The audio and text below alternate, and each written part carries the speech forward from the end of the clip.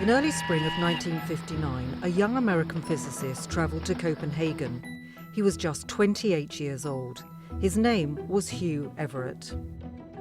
He was to meet with Niels Bohr, one of the giants in the world of quantum mechanics.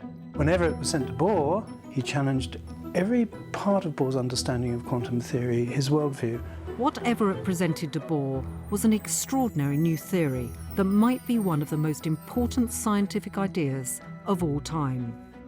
Everett was trampling over every belief that Bohr held dear. Everett's theory came with strange and outlandish implications. It meant that there must be countless parallel universes and many worlds just like our own, populated by alternative versions of us.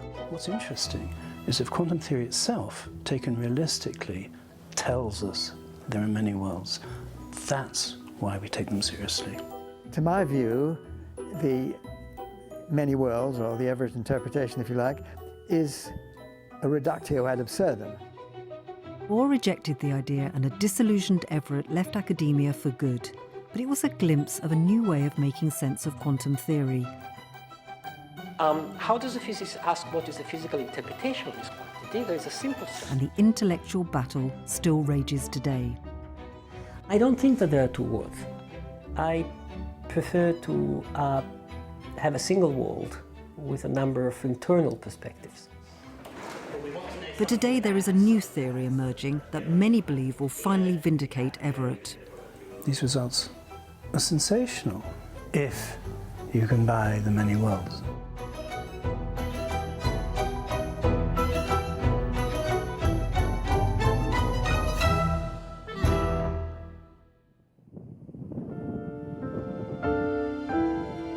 Hugh Everett's idea that there are many worlds may have been dismissed by Niels Bohr, but it didn't go away entirely.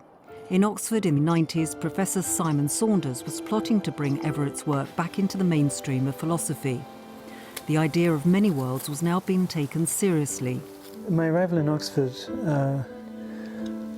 I had this set of ideas, some of it written, some of it not. But what I didn't have were people who got it, who, as it were, could pick up those ideas and run with it. Simon is a philosopher and physicist. Together with Harvey Brown, they brought together a team of academics that is now called the Oxford Group. I think there's a certain degree of serendipity. I think you have to have people who are creative, think outside the box. Simon belongs to this Oxford gang of philosophers who are all enamored by this idea of the many world and are preaching it around. It was one of the most happy and fulfilling moments in my life to find young people, indeed even undergraduates, responding with real talent, above all David Wallace. We know something about state-dependent solutions. Simon Saunders nearly single-handedly brought the Everett interpretation to the fore in philosophy of physics. So Simon's work here was both intellectually very important and I think actually personally very courageous, because that was a time where in philosophy, if not in physics, these ideas were not really taken very seriously, and there was a certain amount of risk, I think, in working in these areas. Undeterred, Simon and his fellow philosophers were brave enough to suggest the unimaginable. What does it mean to have many worlds? Many worlds is difficult. It's fantastical. In the many worlds context, you're supposed to be thinking, oh, here's what's going to happen. The world's going to split into two copies. It does seem to have mind-boggling consequences that there are many individuals almost identical to oneself. There's definitely going to be one future copy of me that sees A, and there's definitely going to be one future copy of me that sees B. So, quantum mechanics, it begins as a theory of particles, of atoms, of molecules. So what Many Worlds is saying is that as Simon decides to prune the roses, so he splits into two. In parallel universes, one Simon goes indoors and reads a book, whilst the other Simon gets on with the gardening. So Everett had the basics. He had the basic idea. A system very much like a tree, where innumerable ways of getting to different parts of the top of the tree. So we have the branching structure where each branch is a world. On each branch we have different physical states of affairs, just like the one now around us. This does all seem rather bizarre. We are familiar with the world around us, where everything behaves as we would expect. An apple falls from the tree to the ground according to classical laws. It all makes sense. But at the very small, we see classical laws break down. In the quantum world, particles behave in a weird way. They can be in different places at the same time, a cloud of possibilities. This is the strange world of quantum theory. Quantum theory has to count as the greatest, most revolutionary theory ever found in physics, and the most successful. Describing this strange, uncertain behaviour of small particles first seemed impossible. But in December 1925, an Austrian physicist, Erwin Schrödinger, retreated to an isolated mountain cabin to consider the problem. His great insight was to treat the electron of a hydrogen atom not as a particle, but as a kind of wave. The equation he produced was the Schrödinger equation.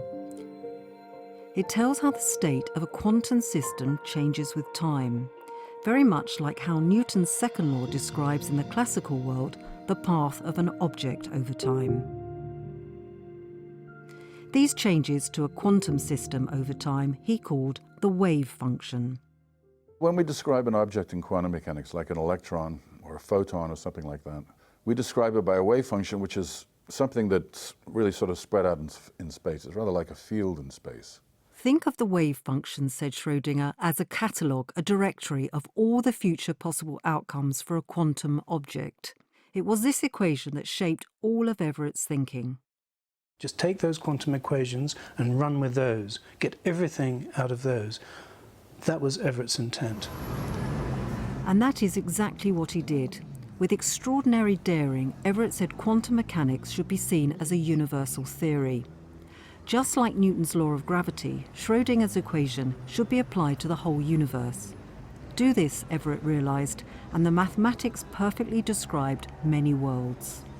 Everett didn't put the many worlds into the theory. The many worlds aren't an extra idea that we bring into quantum mechanics to save it. The many worlds are what quantum mechanics was saying all along. Everett just said, take the theory seriously, take it literally.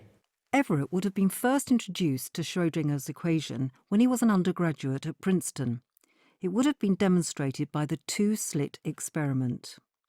Every student of quantum mechanics comes across the two-slit experiment with the single photon. It is, as Richard Feynman memorably put it, the central mystery of quantum mechanics. So what we're looking at here is the laser source. Now this is a laser that can be attenuated, turned down to such a weak intensity that a single photon is passing through this apparatus at a time. We have the two slits. Iconic example of the strangeness of quantum mechanics is a particle that passes through two holes. The photon, the individual photon goes through one slit, some interaction here, arrives at the screen, at the photomultiplier. It's recorded as a blip. What would you expect to see given only one particle at a time passing through the apparatus? Well, if the photons were behaving like, say, tennis balls, you would expect that the balls would hit the screen in just two places behind each slit. But when single photons are fired at the slits, something strange happens. The photons are hitting the screen in a place that would be impossible if they were travelling in a straight line through the two slits. So, instead of two clear bands in line with the slits, the photons create a series of smudges. It looks as if each single photon somehow goes through both slits at the same time, and there is interference between the two, as if it were a wave. We have to consider that it passes through both holes, because if we think that it passes through one, we don't see interference. We don't see the fringes of interference.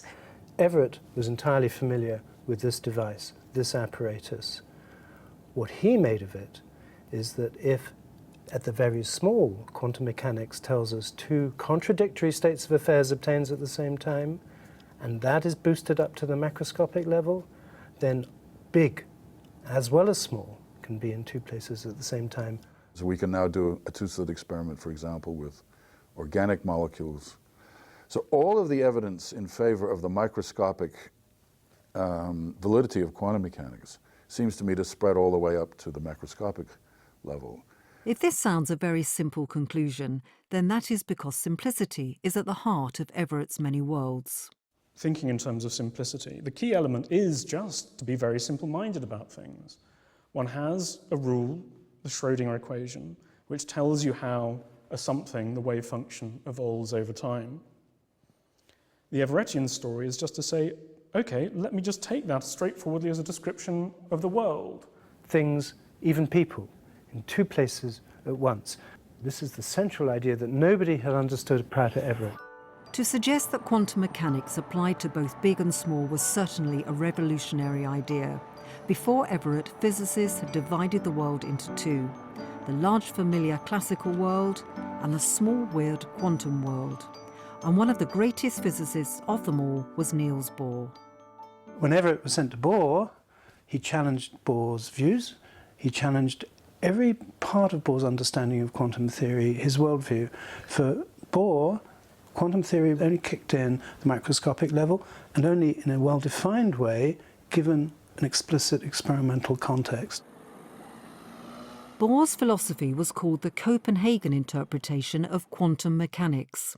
The interpretation was developed by Bohr with help from his colleague Werner Heisenberg in 1927. It was named after the institute he directed in Copenhagen. However, Bohr's theory may have divided the world into big classical things like tables and chairs and small quantum particles such as atoms, but he also said something else. It said that when you look at a particle in its fuzzy quantum world, it stops having an infinite number of different possible positions and immediately appears as a single particle in one particular place.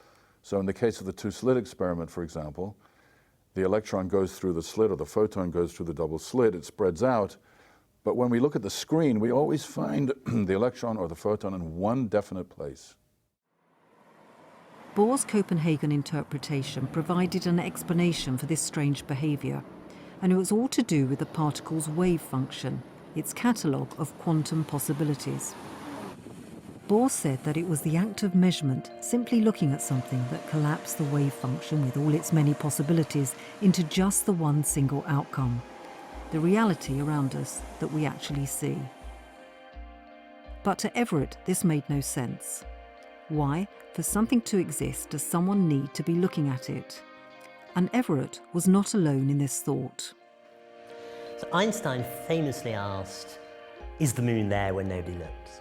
And of course he meant it rhetorically. He was giving an example of something where any fool would concede that the moon is simply there. I think that the moon is there. There's no doubt that the moon is there when we are not looking at it, right? We are not a special object in the universe. We are just, natural creatures in a natural world. We're just a piece of the universe, a piece of physics, like everything else. And like everything else, we interact with the rest of the world. So things get a reality for us when they interact with us. Schrödinger, in particular, Schrödinger did not agree with Bohr. The idea that on performing a measurement, something radical and dramatic and discontinuous and indeterministic takes place on measurement, he found absurd. What counts as a measurement? To bring out this absurdity, he gave his experiment involving a cat.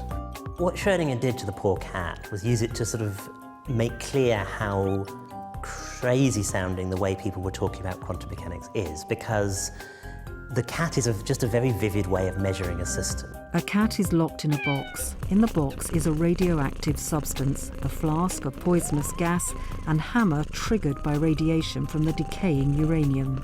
So Schrödinger said, right, you couldn't do this these days. Wire up the possibly decayed atom to some poor cat and to some gadget that kills cats. And so if the atom decays, the cat dies.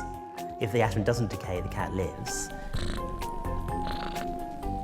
If you take Schrödinger's cat, that would be something where you initially have a cat and then you do an experiment which, according to the evolution of Schrödinger's equation, would provide what we call a superposition of a cat being alive and dead at the same time. And that's what the Schrödinger equation evolves to.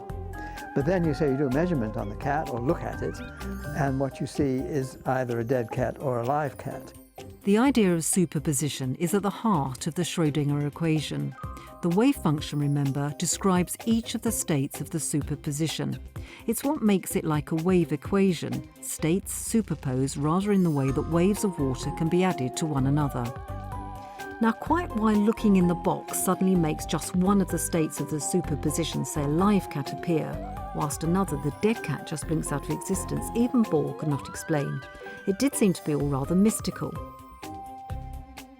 Niels Bohr and his Copenhagen interpretation sort of admitted it was a cheat in a sense by saying you've got to treat the measuring apparatus as a classical device. So you don't treat it according to quantum mechanics. If you did treat it according to quantum mechanics, then the measurement would say cat dead and cat alive at the same time. And the thing is that the Schrödinger equation preserves the superposition forever. And so to Everett it was clear that there was no need to cheat. He said just treat the measurement apparatus as part of the quantum system. This was Everett's big central idea. Simply let the Schrödinger equation apply to everything, the whole universe, including the experimental apparatus. For Everett, quantum theory was to be taken as a universal theory, a fundamental theory that applies to everything, big and small. So apply it to the experimental apparatus as well. Apply it to the experimentalist as well. These ideas were anathema to Bohr. To many physicists, Everett's ideas were also profoundly disturbing. If the wave function didn't really collapse, then this could only mean one thing. Every possible state of the superposition of the cat would be preserved. The Everett interpretation had arrived at the fantastical idea of many worlds. Two cats, each cat in its own separate parallel world. And imagine people also involved in this experiment. We have the superposition of people seeing the cat alive, the superposition with people seeing the cat dead. So instead of just being cat alive and dead at the same time, there's now cat alive, David sees living cat, and cat dead, David sees dead cat at the same time. It's the inevitable consequence of the equations. Everett was prepared to run with that. Nobody else before him had the courage to suggest this. But the measurement paradox afflicts the recovery of anything like the world that we see in the mathematical formalism. But for Simon and the Oxford group, their support of the many worlds interpretation means facing the criticism of leading physicists who simply do not buy Everett's ideas. For Roger Penrose, the problem with the Everett interpretation is Schrödinger's equation itself. If you believe that the Schrödinger equation, or unitary evolution as it's sometimes more correctly called if you like, that unitary evolution is an exact law of nature, then you are led to universes in which all these different alternatives somehow coexist. Now the question is, why don't we see that? And this is where the problem for this Everett-type interpretation comes in, because we don't see that kind of a world. Simon is is following the steps of Schrödinger, and so what exists is this wave function. This is a realistic position. That's the thing which is out there. It creates a number of problems, like how do you go from these wave functions to the actual things of the world that we see, which are chairs, shoes, trousers, air, particles, stuff. To my view, the many worlds, or the Everett interpretation, if you like, is a reductio ad absurdum. It's telling you what, if you simply believe that the Schrödinger equation, or unitary evolution, is exactly true of the world, you get nonsense. Well, let me use a metaphor. We are used to the fact that each of us has a different perspective on the world. I see this room from a different perspective. I see a chair from here, you see a chair from there, another person sees a chair from there. So the complexity of reality can be seen as an intersection of perspective that match or don't match. Simon wanted to break it up into a multiplicity of worlds. I prefer to have a single world with a number of internal perspectives. Carlo is not prepared to apply quantum theory to everything. I've talked about big and small. Even more important is that it's everything. For Carlo, there's always the observer who is outside the system. That's the difference.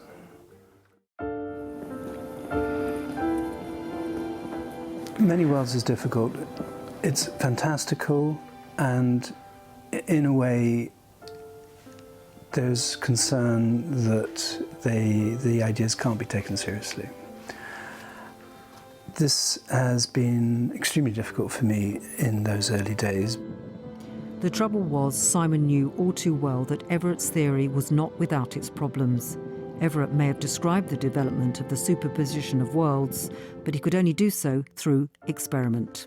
But there was the problem. The only way that he had of getting out these macro superpositions was in the context of an experiment. It seemed it was no different from Bohr. You needed the experiment, you needed actually the dynamics to be cooked up for the experiment to give you the superposition of worlds. That leads you to the many worlds theory, which is my... Everett's insight, it didn't really take measurement itself out of the story, so it didn't fully fulfill Einstein's hope of a physics with no reference to measurement or observation. I mean, what about a world, a universe without any people, without any experiments? Would there not be many worlds in that universe? Is it just somehow with human beings that we create these many worlds? This made nonsense of the theory for many people. Try to reformulate quantum mechanics to avoid troublesome mention of measurement or observation. But Simon had arrived at Oxford with a set of ideas that he believed would solve this problem and vindicate Everett. The 1980s had seen the emergence of a new mathematical tool not available to Everett. It was called decoherence theory.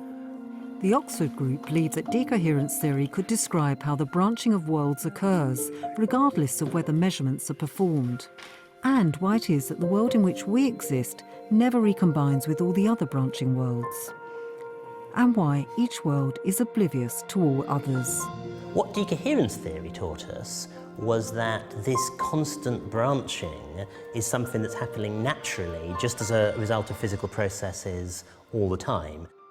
The University of Oxford, today at the forefront of quantum computing, is no stranger to decoherence theory. Quantum computers work by maintaining the quantum state of a system in a superposition of states, each computation delicately interacting with each other. If there is any contact between the system and the surrounding environment, then just as the ripples from a stone dropped in a lake disappear into the environment, so the interference effects, so typical of the quantum, are washed out. This is decoherence, and when it happens, all quantum behaviour is lost. I took over these methods developed by others, decoherence theory, and very specifically the decoherent hysteresis formalism, because that is the one that really makes best sense of Everett's ideas. And I showed how the standard problems that beset the theory could be solved. Decoherence theory turns out to be the answer of why it is that one actually gets a plurality of macroscopic determinate worlds out of a fundamentally, if you will, formless evolving wave function. The whole language of worlds and branches becomes okay when those interference effects get washed out, and that's what decoherence does. First and foremost, you no longer have to make reference to experiments. That was the most important of all. These ideas work for any kind of macroscopic process. There doesn't have to be a measurement process. In fact, all it needs is the universe itself. It is the leaking of the quantum interference effects into the environment that makes it appear there is wave function collapse. Interference, which is the quantum phenomenon that leads to all the paradoxical results of the two-slit experiments and the like in quantum theory, interference is a delicate flower. And when you try to create quantum mechanical phenomena on large scales, then very quickly that interference disappears. And that disappearance of interference is what we mean when we say that the worlds, the branches in the quantum wave function, stop interacting with each other. When decoherence happens, that's when somebody in one branch can no longer interact with the goings-on in another branch. It all sounds rather fantastical, that we are surrounded by numerous other universes that don't interfere with each other, and that we can only see the one we ourselves are in. But is it really so strange? The collapse of the wave function is this idea of signals in radio waves being made at the same time. Each of them is oblivious to all of the others that are being made, but we think, hang on, there can only be one signal, so all of the others somehow have to go away. Why do the others have to go away? If they don't interfere with one another, why couldn't they all be present at the same time? And of course they are. We tune into different radio stations. We only hear one at a time. Each frequency has decohered from all the others. Just as we are surrounded by different radio channels, so we are surrounded by entire universes, all possible versions of the superposition, all independent from each other. The process of decoherence provided the basis of a unique way of looking at the superposition principle. In other words, it provided a unique account of how these branches were described within the theory. If decoherence has happened, then that's when the many worlds interpretation will say branching has occurred, and then its description of the situation will be, there are really two cats here, one on one branch of the universe and one on the other branch of the universe. One of them's alive, one of them's dead. It's all quite classical. And it's how this classical world emerges out of the wave function, where decoherence finally answers Everett's critics. Just like radio stations, decoherence theory has a unique way of showing the superposition of worlds. The Schrödinger equation dictates how the sequence of superpositions unfold, but track an individual term in the superposition from one time to the next, and what emerges is a classical world. Do the same for each term and you have, like radio stations, many parallel worlds, each obeying approximately classical equations, each story slightly different from each other. And it's not just Newtonian laws that reveal themselves, but also equations for gases, for fluids, equations for crystals, for chemical reactions, for air particles, for materials that chairs, tables and books are made of, and even cats. Decoherence theory gave us macroscopic superpositions without measurements. They're happening all the time. It gave us the full vividness and richness and variety of macroscopic world and matter in all its forms. It took those branches and it showed why branching structure is there, why you don't get recombination of branches. The contribution of Simon and his colleagues to the idea of many worlds is nearly done. Bohr relied on the idea of classical experiments. Everett replaced them by quantum experiments. The Oxford group got rid of the dependence on experiments altogether. And they showed how the classical reality of our own world arises out of the wave function. Whilst the debate about many worlds will continue on, the Oxford group is now breaking up. After 2 decades, they are now going their separate ways, some to new posts in America, others to retirement. But their legacy is clear. So you basically only need things like the principle of superposition and the basic mechanisms of decoherence for the many worlds story to emerge. These results are sensational from the point of view of realism, if you can buy the many worlds.